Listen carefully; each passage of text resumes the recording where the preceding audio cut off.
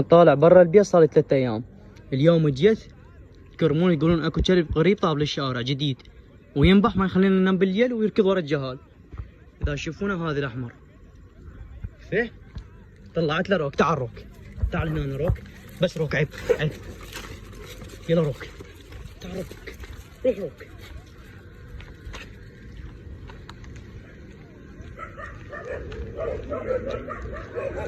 تعالوا نشوف مئات الكلاب وهي بتاكل في نفس المكان يا جماعة. هيكون الوضع ازاي؟ اللي دخل يدينا لايك يا شباب.